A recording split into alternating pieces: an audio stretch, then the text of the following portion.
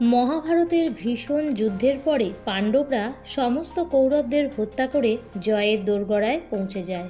তখন নিজের মৃত্যুর ভয়ে দুর্যোধন কোথাও গিয়ে লুকিয়ে পড়ে, কিন্তু পাণ্ডবরা তাকে সেখান থেকে খুঁজে বার করে এবং নিজের প্রতিশ্রুতি রক্ষা করার জন্য ভীম তার সঙ্গে যুদ্ধ আরম্ভ করে। এক ভীষণ যুদ্ধের পরেও ভীম দুর্যোধনকে পরাজিত করতে পারছিল না। তখন ভগবান শ্রীকৃষ্ণ ভীমকে দুর্যোধনের উরুতে আঘাত করার নির্দেশ করে। তখন ভীম তার শরীরের সমস্ত শক্তি দিয়ে দুর্যোধনের উরুতে আঘাত করে, আর এই আঘাতের ফলেই দুর্যোধন সেখানে লুটিয়ে পড়ে। অনেক লোক মনে করে যে এখানেই মহাভারতের যুদ্ধ শেষ হয়ে গেছিল, আর এরপরে পাণ্ডবরা ৩৬ বছর ধরে হস্তিনাপুরে রাজত্ব করে একদম শেষে পাণ্ডবরা এবং ভগবান শ্রীকৃষ্ণ এই ধরিত্রী ত্যাগ করেন এবং এরপরেই কলিযুগ শুরু হয়। কিন্তু এই কাহিনী এতটাও সোজা ছিল না। মহাভারতের যুদ্ধের পরেও সেখানে এত ঘটনা ঘটে যে আজকের দিনেও অনেক মানুষের কাছে অজানা রহস্য হয়েই থেকে গেছে।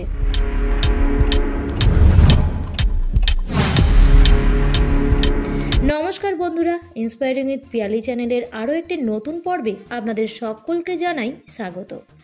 আপনি যদি আমাদের চ্যানেলে নতুন হয়ে থাকেন তাহলে অবশ্যই চ্যানেলটিকে সাবস্ক্রাইব করে রাখুন, তাহলে পরবর্তী ভিডিওর নোটিফিকেশান সবার আগেই আপনার কাছেই পৌঁছে যাবে। তুমি তোমার মৃত্যুর জন্য আকুল হয়ে পড়বে। শুধুমাত্র এই ছোট্ট একটি অভিশাপের জন্য নিজের উরুতে প্রবল আঘাত পাওয়ার পরেও দুর্যোধন তখনও মৃত্যুবরণ করেননি। উনি তখন সেই রণভূমিতে পড়ে থেকে মৃত্যু যন্ত্রণায় কাতরভাবে ছটপট করছিল। এর কিছু সময় পরে পাণ্ডবরা সেখান থেকে ফিরে যান এবং দুর্যোধনকে খুঁজতে খুঁজতে সেই স্থানে অশ্বত্থামা এসে পৌঁছায়। আর নিজের মিত্র দুর্যোধনের এই পরিস্থিতি দেখে অশ্বত্থামা ক্রোধে আগুনের মতো জ্বলতে আরম্ভ করে, আর এই ক্রোধের বশে তিনি সেখানে প্রতিজ্ঞা করেন যে আমি পাণ্ডবদের শেষ করেই ছাড়ব। এই প্রতিজ্ঞা করে সে পাণ্ডবদের শিবিরের দিকে এগিয়ে যায়। সেই রাতে সে পাণ্ডব শিবিরে ভয়ঙ্কর ধ্বংসযজ্ঞ চালাতে থাকে। এরই মধ্যে সেই শিবিরে শুয়ে থাকা পঞ্চপাণ্ডবদের মস্তক ধর থেকে আলাদা করে তিনি দুর্যোধনের কাছে এসে উপস্থিত হন, আর সেই ছিন্ন মস্তকগুলো দুর্যোধনের সামনে নিয়ে এসে রেখে দেন। এরপর অত্যন্ত গর্বের সঙ্গে বলতে থাকে যে আমি পাণ্ডবদের হত্যা করেছি, হ্যাঁ আমি পাণ্ডবদের হত্যা করেছি। এরপর দুর্যোধন যখনই সেই কাটা মাথার দিকে তাকান তার সারা শরীর থরথর করে কেঁপে ওঠে। এই কাটা মাথাগুলো পঞ্চপাণ্ডবের ছিল না, বরং তার 5 জন পুত্রের ছিল। আমার মৃত্যুর কারণ ভীম নয়, বরং তুমি অশ্বত্থামা। এই কথা বলে দুর্যোধন তার অন্তিম নিঃশ্বাস ত্যাগ করেন। দুর্যোধনের মৃত্যু হওয়ার সঙ্গে সঙ্গেই সঞ্জয়ের দিব্য দৃষ্টি চলে গেল। পরের দিন সূর্য উঠল আর 18 দিনের এই লম্বা যুদ্ধ শেষ হয়ে গেল। এরপর চলুন শুনে নিই এর পরবর্তী অংশ। বলা হয়ে থাকে ধর্মের জন্য এত বড় যুদ্ধ করার পরেও পাণ্ডবরা স্বর্গপ্রাপ্তি করতে পারেননি। কিন্তু এমনটা কিভাবে হতে পারে? যুদ্ধের 36 বছর পরে ভগবান শ্রীকৃষ্ণ তার মানব রূপ ত্যাগ করে বৈকুণ্ঠ লোকে প্রত্যাবর্তন করেন, আর তখনই পাণ্ডবরা তাদের সমস্ত রাজপাট এবং রাজসিংহাসন তাদের নাতি পরীক্ষিতকে সঁপে দিয়ে তাদের স্ত্রী দ্রৌপদীকে সঙ্গে নিয়ে স্বর্গের উদ্দেশ্যে হিমালয় যাত্রা করেন। ধীরে ধীরে তারা যত এগিয়ে যেতে থাকলো ততই হিমালয়ের উচ্চতা আরও ভয়ঙ্কর এবং আরও বৃদ্ধি পেতে আরম্ভ করলো। এইভাবেই একদিন পাহাড়ের এক ভার থেকে দ্রৌপদী পা পিছলে পড়ে যান এবং তিনি একটি গভীর খাদের মধ্যে পড়ে যান। যতই দ্রৌপদী অত্যন্ত সম্ভ্রমের সঙ্গে তার স্ত্রী ধর্ম পালন করুক না কেন, তবুও পঞ্চপাণ্ডবের মধ্যে অর্জুনকেই তিনি সব থেকে বেশি ভালোবাসতেন, আর এটাই তার মৃত্যুর কারণ হয়ে দাঁড়িয়েছিল। দ্রৌপদীর পরে মৃত্যু হয়েছিল নকুল আর সহদেবের। তাদের মৃত্যুর কারণ ছিল অত্যন্ত বেশি অহংকার। একজনের অহংকার ছিল তার জ্ঞানের আর অন্যজনের অহংকার ছিল তার রূপের। তারপর মৃত্যু হলো অর্জুনের, যার নিজের অস্ত্রবিদ্যার উপর অত্যন্ত অহংকার ছিল, আর এটাই তার মৃত্যুর কারণ হয়ে দাঁড়ায়। এর কিছুদিন পরে ভীমেরও মৃত্যু হয়। ভীম অত্যন্ত শক্তিশালী ছিল, কিন্তু ভোজনের বিষয়ে তার মনে অত্যন্ত লোভ ছিল, আর এই জন্যেই স্বর্গের এই যাত্রা তিনি সম্পূর্ণ করতে পারেননি। শেষে যুধিষ্ঠির একাই তার স্বর্গযাত্রা চালিয়ে যেতে থাকলো। তিনি তার সারা জীবনে কখনো অন্যায়ের সাথে আপোষ করেননি এবং সদা সর্বদা ধর্মরক্ষার বিষয়ে সজাগ দৃষ্টি বজায় রেখেছিলেন। এই জন্য তিনি তার স্বর্গযাত্রা সম্পূর্ণ করতে পেরেছিলেন। আর এই কারণেই পঞ্চপাণ্ডবদের মধ্যে যুধিষ্ঠির একমাত্র ছিলেন যিনি স্বর্গ প্রাপ্তি করতে পেরেছিলেন। পাণ্ডবদের মৃত্যুর সঙ্গে সঙ্গেই এই ধরিত্রীতে একটি নতুন রোগের জন্ম হয়েছিল, যা এই সংসারকে তার শেষের দিকে টেনে নিয়ে যাচ্ছিল। পাণ্ডবদের পরে হস্তিনাপুরে তাদের নাতি পরীক্ষিতের রাজত্ব শুরু হয়ে যায়।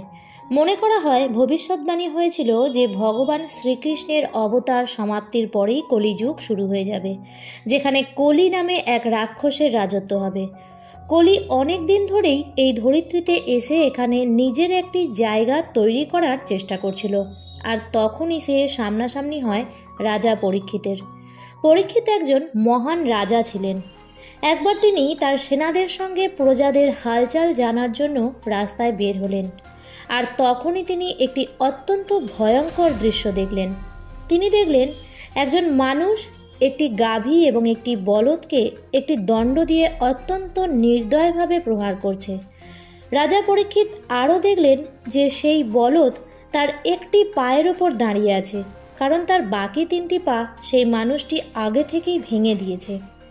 এই বলদ আসলে ধর্মের প্রতীক ছিল, যার চারটি পা তপস্যা, পরিষ্কার পরিচ্ছন্নতা, দয়া এবং সত্যতাকে রিপ্রেজেন্ট করে থাকে। তার তিনটি পাকে ভেঙে কলি ধর্মের তিনটি প্রতীকের উপরে আগে থেকেই জয় করে নিয়েছিল, আর কেবলমাত্র এখন সত্যটাই বাকি থেকে গিয়েছিল। আর সেখানে উপস্থিত গাভী আসলে ছিল ভূমিদেবী, যিনি ভগবান শ্রীকৃষ্ণের এই সংসার ত্যাগের পরে সেখানকার পাপ নিয়ে অত্যন্ত বিচলিত ছিলেন। এসব দেখে রাজা পরীক্ষিত বুঝে গেলেন যে যেই মানুষটা এই প্রাণীর ওপর অত্যাচার করছে সে আর কেউ নয়, বরং কলি অসুর, যে ধর্ম এবং পৃথিবীর ওপর অত্যাচার করে এই পৃথিবীর ওপর নিজের অন্ধকার রাজত্ব কায়েম করতে চায়। পরীক্ষিত তার তলোয়ার তুলে নেন এবং কলি রাক্ষসকে হত্যা করার জন্য তার দিকে এগিয়ে যান। এই দেখেই কলি পরীক্ষিতের চরণতলে লুটিয়ে পড়ে। পরীক্ষিত তার খারাপ উদ্দেশ্যের সম্পর্কে সম্পূর্ণ সচেতন ছিলেন। তিনি সেখান থেকে কলিকে চলে যাওয়ার জন্য নির্দেশ দেন, কিন্তু কলিও অত্যন্ত ধূর্ত ছিল, যে পরীক্ষিতের চরণতলে লুটিয়ে পড়ে আর বিলাপ করতে করতে কাঁদতে কাঁদতে বলেন, আমাকে এখানে থাকার জন্য একটুখানি জায়গা দিন। তখন অত্যন্ত চিন্তাভাবনা করে পরীক্ষিত কলিকে 5টি জায়গায় থাকার অনুমতি প্রদান করেন: জুয়া, মদ, অসভ্যতা, হত্যা আর সোনা বা অলংকার। যেখানেই এই 5টি জিনিসের অবস্থান থাকবে সেখানে কলিও অবস্থান করতে পারবেন। মহারাজা পরীক্ষিত ভেবেছিলেন সমস্ত ধরিত্রী কলির প্রকোপ থেকে বেঁচে যেতে পারবে, কিন্তু কলি এই পৃথিবীতে রাজত্ব কায়েম করতে এসেছিল। চারিদিকে তার খারাপ আর অন্ধকার জগৎ ছড়িয়ে দিতে এসেছিল। যখন পরীক্ষিত কলিকে এই 5টি জায়গায় থাকার অনুমতি প্রদান করলেন, তখন তিনি হয়তো এটা জানতেন না যে ধীরে ধীরে কলি এই 5 জায়গা থেকেই তার প্রভাব বাড়াতে থাকবে। সে এই ধরিত্রীতে তার প্রভাব বাড়াতে শুরু করে দেয়, আর এখান থেকেই শুরু হয়ে যায় কলিযুগ।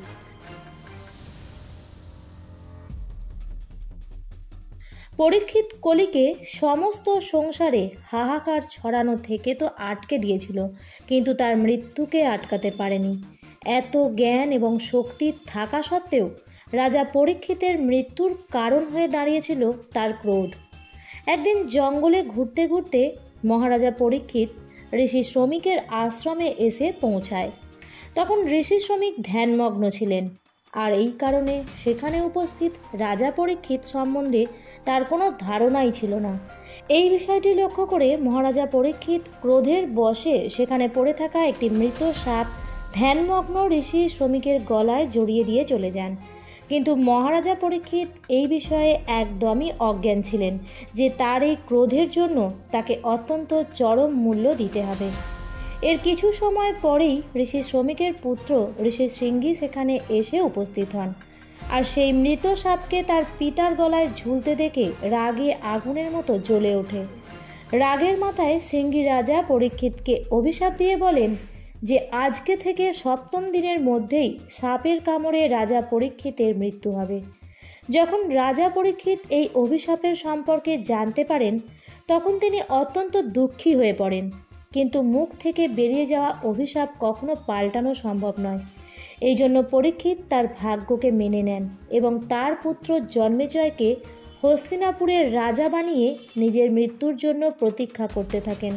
7ম দিনে নাগরাজ তক্ষক এক ব্রাহ্মণ বেশ ধরে রাজা পরীক্ষিতের মহলে প্রবেশ করেন আর রাজা পরীক্ষিতকে দংশন করেন।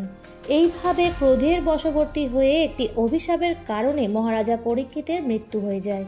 কিন্তু এখনও এই কাহিনীতে একটি নতুন মোড় বাকি আছে। জন্মেজয় তার পিতা পরীক্ষিতের মৃত্যুর পর হস্তিনাপুরের সিংহাসনে বসেন। জন্মেজয় তার পিতার মৃত্যুর কারণ জানতেন, আর ভেতরে তার পিতার মৃত্যুর প্রতিশোধের আগুন দাউ দাউ করে জ্বলছে। আর এই জন্য তিনি সিদ্ধান্ত নিয়েছিলেন যে নাগরাজ তক্ষকের সঙ্গে সঙ্গে সমস্ত নাগ বংশকে তিনি ধ্বংস করে দেবেন। নিজের এই ইচ্ছাকে বাস্তবায়িত করার জন্য জন্মেজয় একটি সর্পনিধন যজ্ঞের আয়োজন করে। এটা এমন একটি যজ্ঞ ছিল যার দ্বারা এই ধরিত্রীতে যত নাগ ছিল তার সবই ধ্বংস হতে পারত। আর এই সময় একজন মহান ঋষি আস্তিক জন্মেজয়কে এটা বোঝাতে সক্ষম হন যে এই পৃথিবীর সমস্ত নাগকুল ধ্বংস হয়ে গেলে তা পরিবেশের ভারসাম্যকে নষ্ট করবে। শেষে ঋষি আস্তিকের কথা মেনে নিয়ে জন্মেজয় যজ্ঞ থামিয়ে দেয় আর নাগরাজ তক্ষকেরও জীবন ভিক্ষা দেন। আর এই দিনটি ছিল শ্রাবণ মাসের শুক্লপক্ষের পঞ্চমী তিথি, যে দিনটাকে আজকের দিনে আমরা নাগ পঞ্চমী হিসেবে জেনে থাকি। মহাভারতের যুদ্ধ অনেক কিছুই বদলে দিয়েছিল, কিন্তু এরপরের ঘটনাসমূহ ততটাই গুরুত্বপূর্ণ ছিল। কারণ আজকে আমরা যেই সময় বসবাস করছি বা যেই যুগে বসবাস করছি তার সব কিছুই সেই সময়ের সঙ্গে অঙ্গাঙ্গিভাবে জড়িত আছে। আমার আজকের ভিডিওটি এই পর্যন্তই। ভিডিওটি দেখে ভালো লাগলে অবশ্যই লাইক, কমেন্ট এবং শেয়ার করতে ভুলবেন না। এবং চ্যানেলে নতুন হয়ে থাকলে চ্যানেলটিকে সাবস্ক্রাইব করে পাশে থাকা বেল আইকনটির অল লেখাটিতে ক্লিক করে দেবেন। আবারও দেখা হবে পরবর্তী নতুন কোনো ভিডিওতে। ভালো থাকবেন, সুস্থ থাকবেন। ধন্যবাদ।